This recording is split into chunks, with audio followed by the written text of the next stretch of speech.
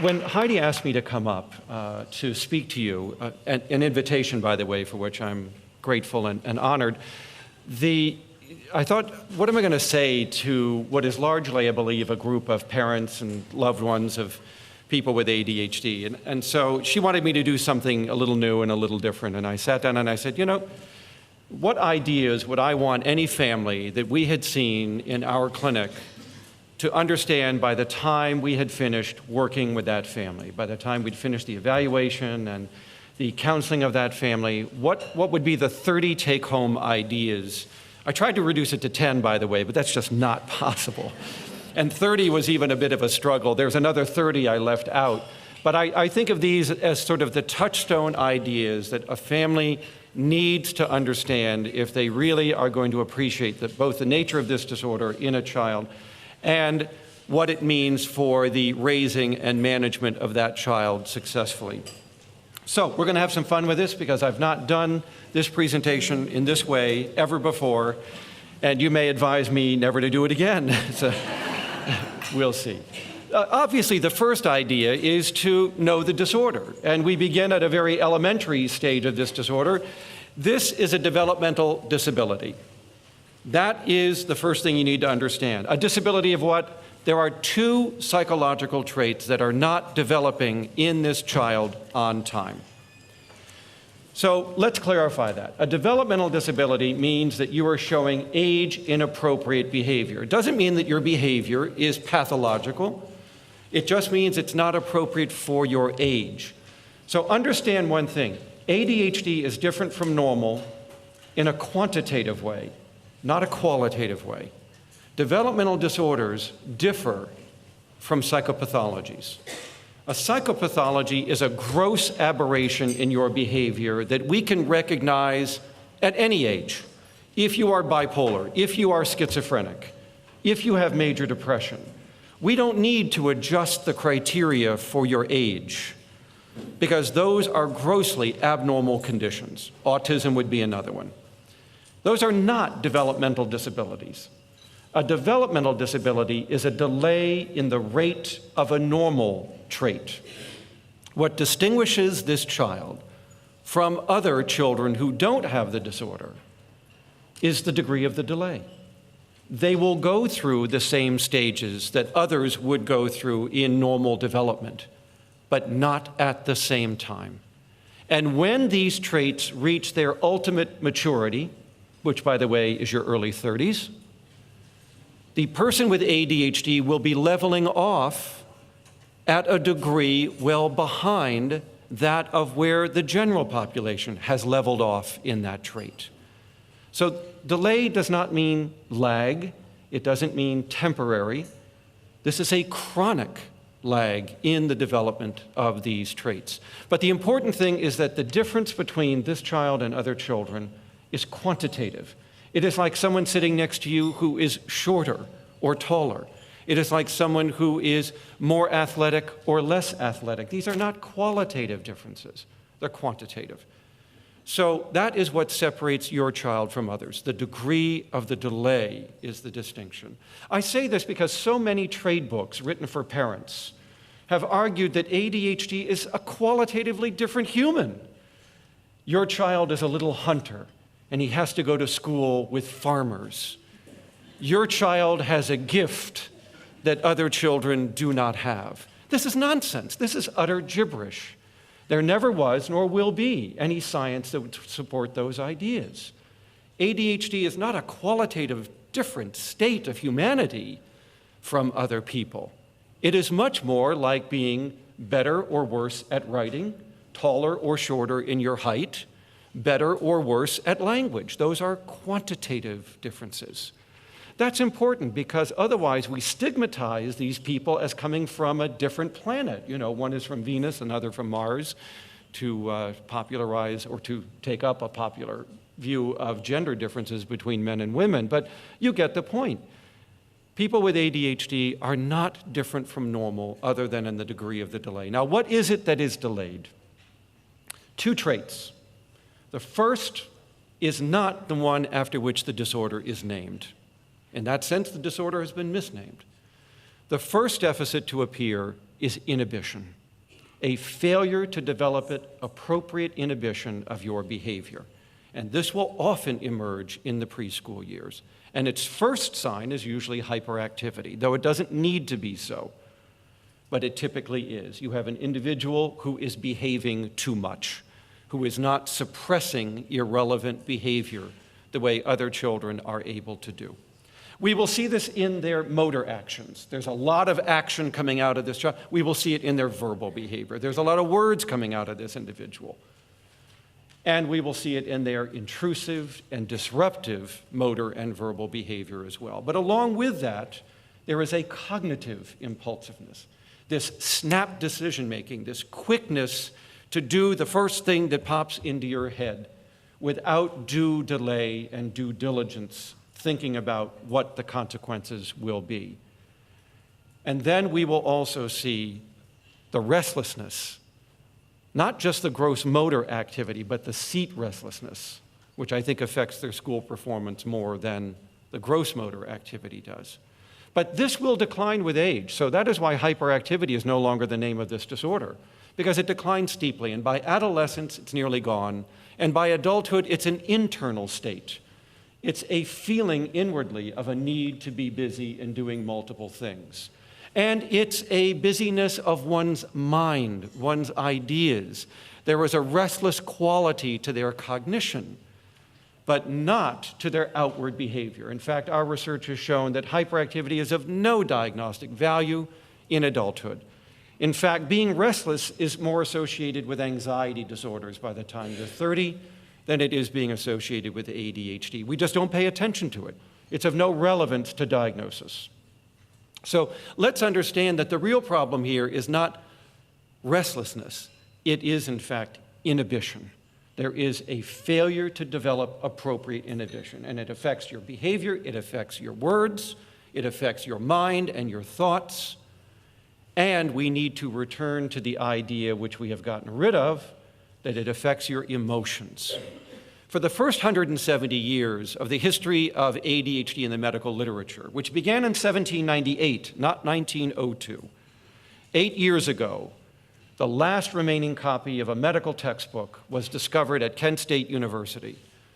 This textbook was written by the Scottish physician, then living in colonial America, Alexander Crichton. And Crichton had written a medical textbook in which there is a chapter entitled Diseases of Attention. And it is the first description of this disorder. And it's very good, by the way. So ADHD did not begin in 1902. It started in 1798 as far as the first initial medical reference. And from that point on until 1976, emotion was part of ADHD. Every major theorist, every paper, every science paper, including that of Mark Stewart, one of the first major scientific descriptions, the Canadian papers by Weiss and Heckman and Wary and Douglas and others back in the 60s and 70s, all included emotional impulsiveness as part of this disorder. But the DSM parsed it aside and made it an associated problem in some people. It isn't. It is as much a core feature of this disorder as is any other symptom in the DSM. And that was our mistake. And it needs to be returned to our understanding of ADHD. By emotional impulsiveness, I mean this quickness to anger, to be easily excitable, to have low frustration tolerance, to be easily angered by things around you, and to display your emotions much more quickly than other people do. Now, this is not a mood disorder, even though it starts to look like one. Mood disorders are where you are generating too much emotion. What ADHD is a failure to regulate normal emotion. It is a self-regulation disorder. The feeling you're having is normal. That you are not moderating it is not. It is this inability to self-soothe, to self-calm, and to then moderate the emotion to be more acceptable for the context and for what you hope to accomplish here, the goal that is at hand. Your long-term welfare is at stake. Can you modify that emotion to be more socially acceptable, to be less costly, less damaging? That is as much a part of ADHD as anything else. And we are pushing the DSM-5 committees, there are several, to reincorporate emotional impulsiveness and this emotional dysregulation as being a part of this disorder, because it loads on this dimension. You cannot be impulsive in your behavior and not be impulsive in your emotions. That is impossible because they are a unity. They go together. Emotion is welded to everything you say and do. Sometimes it is benign and bland. Other times it is powerful and intense. It is the emotional coloring of the behavior we display. If you are impulsive in one, you must be in the other.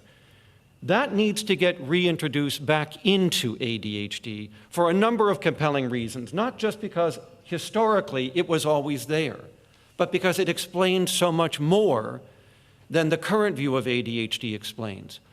As I will show you, ADHD children are 11 times more likely to develop oppositional defiant disorder within 2 years of the onset of their ADHD. Why? What do those disorders have to do with each other? Now they're treated as simply comorbidity. Oh, well, they go together, but we're not sure.